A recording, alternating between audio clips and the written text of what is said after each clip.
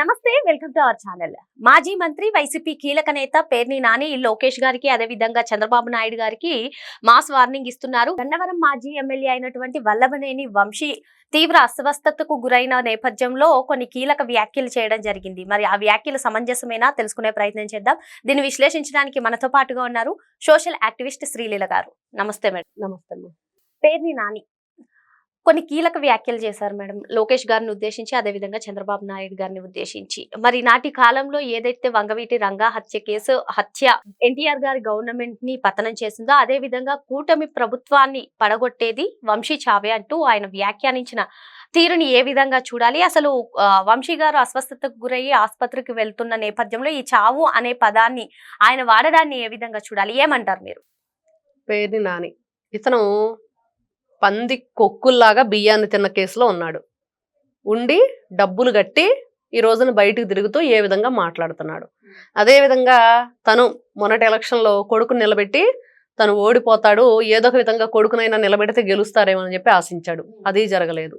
మరి వీళ్ళు అధికారంలో ఉన్నప్పుడు ఏం జరిగింది? ఈ రోజున వీళ్ళు మాట్లాడే మాటలు, వీళ్ళు ఫస్ట్ అక్కడున్న హాస్పిటల్లో డాక్టర్స్ గురించి మాట్లాడారు. మరి వీళ్ళు అధికారంలో ఉన్నప్పుడు డాక్టర్స్ని ఏ విధంగా ఇబ్బందికి గురి చేశారు? మరి డాక్టర్ ఎవరైతే సుధాకర్ ఉన్నారో ఎనస్థేషియా మత్తు డాక్టరు, మరి అతను మాస్క్ అడిగినందుకే కదా వీళ్ళు స్లో పాయిజన్ తో చంపేశారనేది ఈ రోజున వస్తుంది. మరి ప్రభావతి, మరి ఆవిడేమన్నా వైద్య వృత్తికి ఏమన్నా ఇదా గొప్ప వ్యక్తి? ఆవిడ పేర్లు స్వర్ణాక్షరాలతో ఏమన్నా లిఖించాలా? మరి ఆవిడ చేసింది ఏంటి? త్రిపులార్ గారి కేసులో కస్టోడియల్ టార్చర్ కేసులో కాళ్ళని విపరీతంగా వాళ్ళు ఇనుప తీగలతో కట్టి కొట్టి విపరీతంగా టార్చర్ పెడితే ఆవిడేం రాసింది? గర్భిణీ స్త్రీలకు ఈ విధంగానే కాళ్ళు వస్తాయి అన్నది. ఒక జంటను అక్కడ కొడితే ఆవిడ రాసిన రిపోర్ట్ ఏంటి? మరి దీనికి పేర్ని నాని సమాధానం చెప్తాడా? మరి నిన్న జూనియర్ డాక్టర్లు అందరూ కూడా వైద్య సంఘానికి సంబంధించిన ఎంతో మంది పేర్ని నాని క్షమాపణ చెప్పాలి, లేకపోతే మేము కేసు పెడతామని చెప్పారు. అదొకటి. ఇక్కడ ముఖ్యంగా అసలు వల్లభనేని వంశీకి సంబంధించి వాళ్ళ బంధువులు కానీ వాళ్ళ భార్య కానీ స్వయంగా వల్లభనేని వంశీ మాట్లాడుతున్నాడు కదా, బానే ఉన్నాడు కదా, ఆయన ఏమీ కోమాలోకి వెళ్ళాల, బానే ఉన్నాడు. మరి మాట్లాడుతున్నప్పుడు అతను ఏదైనా సరే నాకు ఇలా ఉంది ఇబ్బందిగా, మరి నాకు ప్రాణహాని జరిగేటట్లుందని ఏమన్నా చెప్పాడా?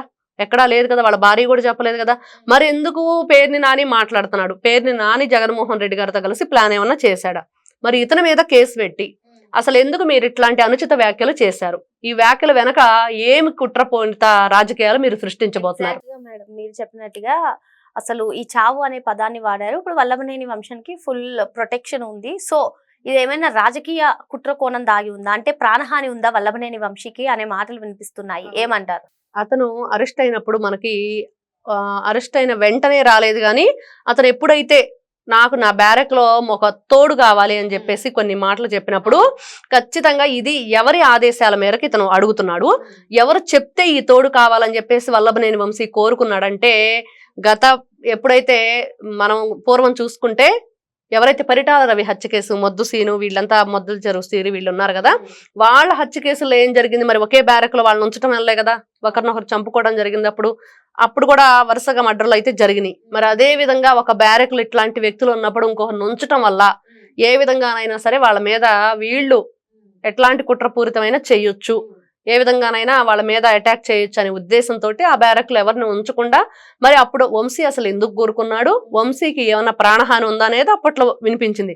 కానీ ఈ రోజున మరి పేర్ని నాని కొత్తగా ఈ రోజున అతనికి ఆరోగ్యం బాగాలేదు. ఇప్పటికి 3-4 టైమ్స్ అతనికి శ్వాస సంబంధిత ఉంది కాబట్టి బ్రీతింగ్ ప్రాబ్లం, మరి హాస్పిటల్కి తీసుకెళ్ళటం, ట్రీట్మెంట్ ఇప్పించడం, ఆ మెడిసిన్ టెస్ట్లన్నీ చేయిస్తున్నారు, మెడిసిన్స్ తీసుకొని చక్కగా ఆ బ్రీతింగ్ సంబంధించిన ఎనలైజర్లు కూడా ఇస్తున్నారు, అతను వాటిని వాడుతున్నాడు. మరి కానీ ఈ రోజున ఇతను ప్రాణహాని ఉందని పదే పదే చెప్పటాన్ని ఎలా చూడాలి? ఎందుకు ఆ విధంగా మాట్లాడుతున్నాడు? మరి నీ దగ్గర ఏమైనా సాక్ష్యాధారాలు ఉన్నాయా? మరి పోలీసులు వెంటనే కస్టడీలో తీసుకొని అతన్ని విచారణ చేయాలి. ఖచ్చితంగా పేర్ని నానిని విచారణకి పిలిపించండి. ఆంధ్రప్రదేశ్ పోలీసులు వంశీ ప్రాణహాని ఉందని ఎందుకు మాట్లాడుతున్నాడు?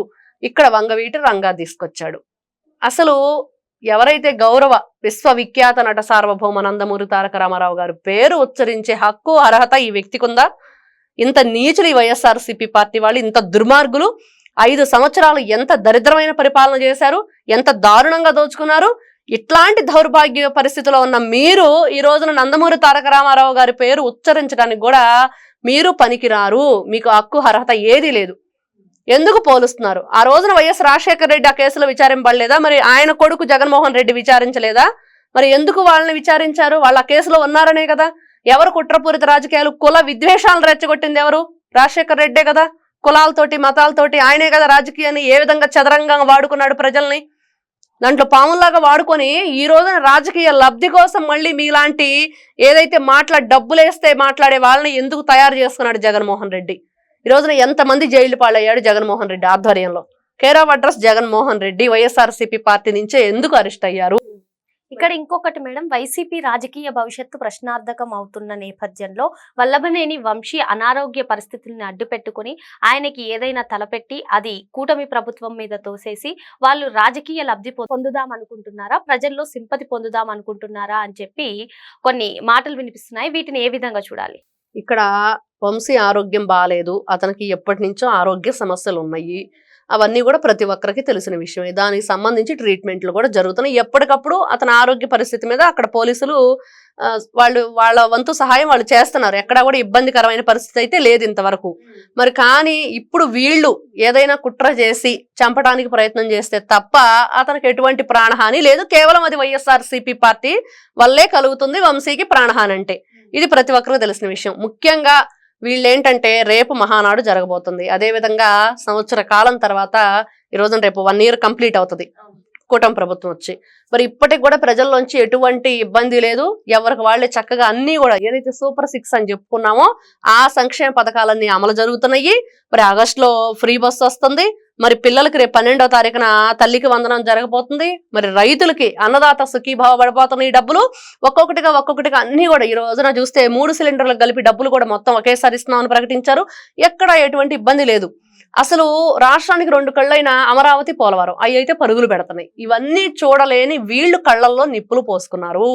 కాబట్టే ఇట్లాంటి కుట్రపూరిత రాజకీయాలు చేసి కులాలను తీసుకొస్తున్నారు, కుల రాజకీయాలకి చేస్తున్నారు, కుల విభేదాలను తీసుకొస్తున్నారు. ఎందుకు వీళ్ళు పదే ఈ విధంగా మాట్లాడుతున్నారు? ఫస్ట్ ఈ పేర్ని నాని అనే వ్యక్తిని అరెస్ట్ చేసి విచారించాలి. ఎందుకు మీరు ఇట్లాంటి విద్వేషాలను రెచ్చగొడుతున్నారు? ప్రశాంతమైన వాతావరణంలో ఇట్లాంటి కుంపటి ఎందుకు పెడుతున్నారు? ఎవరి ఆదేశాల మేరకు ఈ మాటలు మాట్లాడారనేది. వైద్యుల్ని అవమానించటం, వైద్య రంగ వృత్తిలో మీరు కళంకం అని చెప్పి మాట్లాడటం. ఏ విధంగా వాళ్ళు కళంకం అయ్యారు? ప్రభావతిలా చేయలేదు కదా, వాళ్ళు దొంగ సర్టిఫికెట్లు రాయలేదు కదా. మరి ఏ విధంగా అయ్యారు? ఎవరైతే వల్లభనేని వంశీ ఉన్నాడో ఆయన ఆరోగ్యం బానే ఉంది. ఇప్పుడు ఆరోగ్య సమస్య మీద చనిపోయేదానికి ఈ రోజున అతను తప్పులు చేసి బెయిల్ వచ్చినా కూడా ఇంకా జైల్లో ఎందుకు ఉండవలసి వస్తుందంటే చేసిన తప్పులు అన్ని ఉన్నాయి. మరి అవన్నీ కూడా సరిదిద్దుకోరాని తప్పులు. మరి ఆ తప్పులకు జైలు శిక్ష అనుభవించాలి. మరి అనుభవించాలన్నప్పుడు మరి ఈ రోజున ఆరోగ్యాన్ని అడ్డం పెట్టుకుని కూటమి ప్రభుత్వం మీద బురద జల్లటం వీళ్ళ దుర్బుద్ధి. వీళ్ళు ఏదైతే కుట్రపూరితంగా ఏం చెయ్యాలనుకుంటున్నారో అది బయట పెడితే అది పేరుని నాని దగ్గర ఉంది. ఆ విషయం ఏదో మరి అది పోలీసుల విచారణలో తెలిసిద్ది. అదేవిధంగా కడపలో జరగబోయే మహానాడుకు కూడా వీళ్ళు ఎట్లాంటి ఆటంకాలైనా తలపెట్టవచ్చు. కాబట్టి తస్మాత్ జాగ్రత్త, అప్రమత్తంగా ఉండాలి కూటమి ప్రభుత్వం. ఇదైతే ప్రజల నుంచి వాయిస్ వస్తున్న విషయం. మరో అంశంతో మళ్ళీ కలుద్దాం. Thank you madam.